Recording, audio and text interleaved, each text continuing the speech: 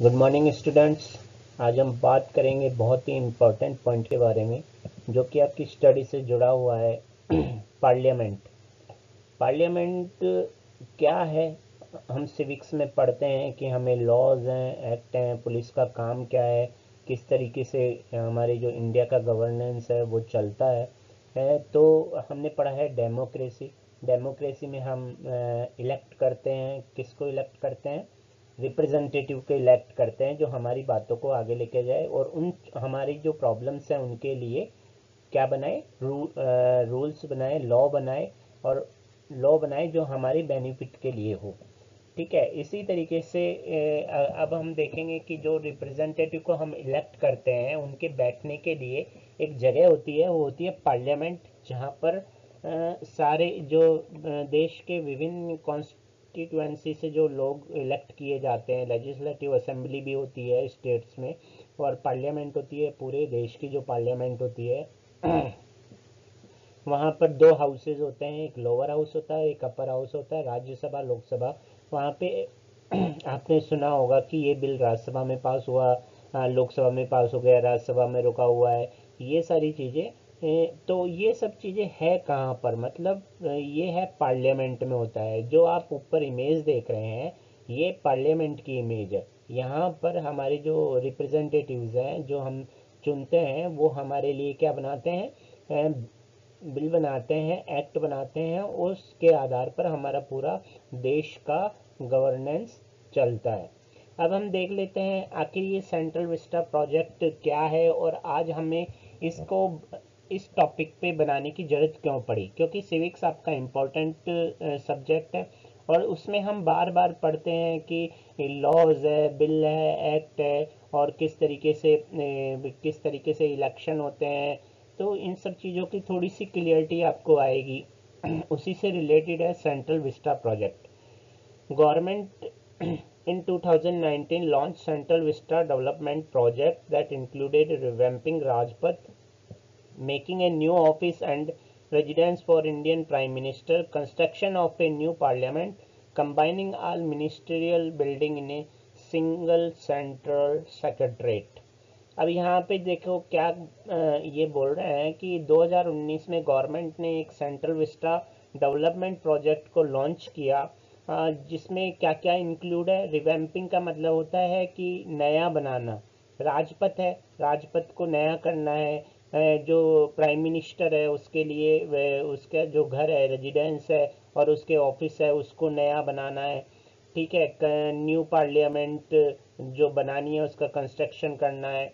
ठीक है। Combining all ministerial building in a single central secretariat, और एक सेक्रेटरेट सेंट्रल सेक्रेटरेट में बनाना है जिसमें सारे मिनिस्ट्रियल की बिल्डिंग्स होनी चाहिए, वो कंबाइंड होनी चाहिए। अब हम आगे देखते हैं कि ऐसी क्या जरूरत पड़ी जो सेंट्रल विस्टा प्रोजेक्ट को काम शुरू किया। इससे जुड़ी हुई इम्पोर्टेंट डेट्स को हम देखते हैं। ठीक है। नेक्स्ट देखते हैं सेंट्रल विस्टा प्रोजेक्ट है क्या। This project proposes to build a new parliament 3 times bigger than the existing 93-year old heritage building in the national capital. National capital क्या है?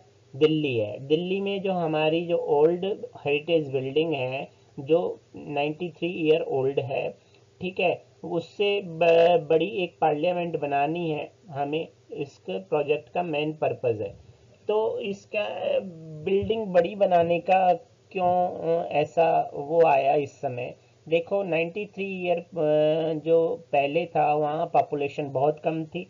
विभिन्न लेजिस्लेटिव असेंबलियों में जो लोग चुने जाते थे उनकी संख्या कम थी। आज पॉपुलेशन 140 करोड़ के करीब हो गई है, और उन सब लोगों द्वारा चुने जाने वाले जो रिप्रेजेंटेटिव हैं वो ज़्यादा हो गए हैं, तो उनको बैठने के लिए जगह चाहिए। ठीक है। सीट्स इंक्रीज हो गई हैं राज्यसभा लोकसभा में। जून 2022 में जो है सीट ज़्यादा हो जाएंगी, तो उनको बैठने के लिए जगह चाहिए। तो इसके लिए नई पार्लियामेंट को बनाया जा रहा है। उसको बनाने वाला जो प्रोजेक्ट है उसका नाम है सेंट्रल विस्टा प्रोजेक्ट। अब हम देखते हैं, देखो ये जो स्लाइड है वो दिखा रही है कि किस तरीके से नया प्रोजेक्ट पार्लियामेंट का होगा। इट इज़ अ वेरी सुई जेनरस। ठीक है। यूनिक है, बहुत ही यूनिक है, ये ट्राइंगुलर शेप में है, ठीक है। और ये हमारी ओल्ड है, ये पुरानी पुरानी है। नेक्स्ट देखते हैं, इंपॉर्टेंट डेट्स देखते हैं इसके साथ कौन कौन सी है। सितंबर 2019 में गवर्नमेंट ने अनाउंस किया था सेंट्रल विस्टा रिवैम्प प्लान को, और इट एनवीसैक से न्यू ट्रायंगुलर पार्लियामेंट हाउस, और ये मतलब इसमें कल्पना करी थी कि ये एक नई ट्रायंगुलर पार्लियामेंट हाउस होगा जिसकी कैपेसिटी 900 से 1200 एमपीज की होगी, ठीक है, मेंबर ऑफ पार्लियामेंट, ठीक है। दिसंबर 10 2020 को हमारे प्राइम मिनिस्टर नरेंद्र मोदी जी ने इसका फाउंडेशन स्टोन रखा इस प्रोजेक्ट का, मतलब इसकी नींव रखी इस प्रोजेक्ट की दिल्ली में। और जनवरी 5, मतलब अगर जनवरी 5 की बात करें तो लगभग आज ही 2021 को सुप्रीम कोर्ट ने इसे क्लियर कर दिया है कंस्ट्रक्शन के लिए। यह एक बहुत ही सुई जेनरस प्रोजेक्ट है, मतलब एम्बियस प्रोजेक्ट है और बड़ा ही यूनिक प्रोजेक्ट है। अब देखते हैं, डेमोक्रेसी की आत्मा पार्लियामेंट होती है। नेक्स्ट देखते हैं कि अब हमें देखते हैं कि ओल्ड बिल्डिंग और न्यू बिल्डिंग में क्या डिफरेंस है, मतलब थोड़ा सा आपको नॉलेज होना चाहिए। ज़्यादा मैं कुछ डाला नहीं हूँ, लेकिन आपको थोड़ा थोड़ा मैं इसमें बताने की कोशिश कर रहा हूँ कि ओल्ड बिल्डिंग और न्यू बिल्डिंग में थोड़ा सा डिफरेंस क्या है। होने को तो बहुत ज़्यादा डिफरेंस है, लेकिन मेन डिफरेंस मैं आपको बताने की कोशिश करता हूँ। जो ओल्ड बिल्डिंग है, ये बिल्डिंग जो बनाई गई थी वो ब्रिटिश एम्पायर के टाइम में बनाई गई थी, और for its imperial legislative council in 1927। अब यहाँ पे जो वर्ड्स आ रहे हैं उनको समझिए, ठीक है। ब्रिटिश एम्पायर का मतलब तो आप समझ ही गए होंगे क्या है, इट्स इंपीरियल लेजिस्लेटिव काउंसिल। अब हमारे जो डेमोक्रेसी वो इंपीरियल लेजिस्लेटिव काउंसिल तो नहीं है, मतलब इंपीरियल लेजिस्लेटिव का मतलब हुआ साम्राज्यवाद, जो और क्वीन वहां से बैठ के जो चलाती थी उसके लिए एक लेजिस्लेटिव काउंसिल थी, सारे आदेश वहां से आते थे, ठीक है, सारे वहीं से रूल्स बनते थे, यहाँ पे सिर्फ ये उन्हें फॉलो करते थे 1927 में, ठीक है। अब देखते हैं यहाँ पर क्या हुआ। जब हमारा देश आज़ाद हुआ तो इससे 1947 में ये हमारे जो भी डेमोक्रेसी आई उसको हैंड ओवर हो गया, ठीक है। और ये जो बिल्डिंग बनाई गई थी, ये इस बिल्डिंग को बनाने की जो इंस्पिरेशन मिला इस वो थी 64 योगिनी टेम्पल मिटौली। अब ये जो है वो 11वीं सेंचुरी का टेम्पल था मोरेना डिस्ट्रिक्ट में, जो इंडिया स्टेट मध्य प्रदेश में पड़ता था। यहाँ से इसको बनाने की इंस्पिरेशन मिली थी। अब 93 इयर्स के बाद जो न्यू बिल्डिंग बनाई जा रही है उसका जो फाउंडेशन स्टोन किसने रखा, नरेंद्र मोदी जी ने रखा। अब ये जो बिल्डिंग है वो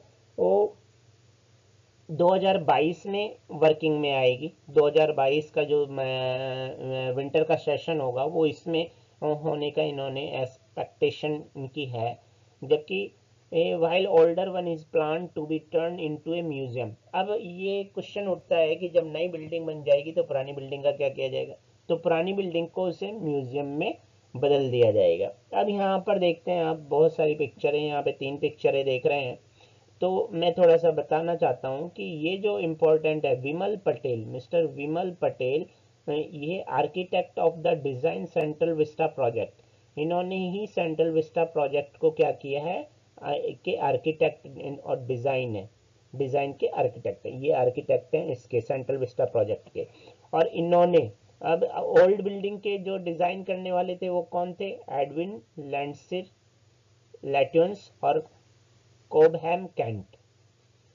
अब यहाँ पे हमें बहुत ही लाइटली हमें ये समझ में आ गया कि ओल्ड बिल्डिंग को क्यों हटाया जा रहा है और न्यू बिल्डिंग को क्यों लाया जा रहा है, ठीक है। पॉपुलेशन इंक्रीज हो गई है, मेंबर्स इंक्रीज हो रहे हैं, ठीक है ना, तो उनको बैठने के लिए जगह चाहिए, उसमें कितनी सीट्स होनी चाहिए, ये सारा कुछ इसमें मैंने आपको बता दिया है। तो अभी आपको ये समझ जाना चाहिए कि हमारे जो भी बिल हैं, जो भी लॉज हैं, एक्ट हैं जो बनते हैं वो पार्लियामेंट में बनते हैं, वो हमारे लिए, हमारे बेनिफिट के लिए बनाए जाते हैं, हमारे देश के लिए, गवर्नेंस के लिए बनाए जाते हैं। तो वो कहाँ बैठकर बनते हैं और 2022 के बाद वो कहाँ बैठ के बनेंगे, ठीक है। Thank you. ये जो वीडियो था ये आपके नॉलेज पर्पज़ के लिए बनाया गया था, जो कि आपके सिविक्स के जो आपके चैप्टर हैं उससे लिंक है, और आपको ये समझ में आए कि पार्लियामेंट में आके देश में चल क्या रहा है। थोड़ा सा एक्स्ट्रा नॉलेज होना ज़रूरी है, क्योंकि बिना ज्ञान के ये किताबें रटने से कुछ नहीं होगा, थोड़ा सा ज्ञान बाहर का भी होना चाहिए। Thank you. वीडियो अच्छा लगे तो लाइक करिए, शेयर करिए, और शेयर इसलिए करिए ताकि लोगों को, जो बच्चे जिन्हें नई जानकारी जानना चाहते हैं उनको जानकारी मिले। ठीक है, और जिनको नहीं जानना वो तो उनको ज़रूरत भी नहीं होती इन सब चीज़ों की, बट नॉलेज लेना बहुत ज़रूरी होता है। Thank you.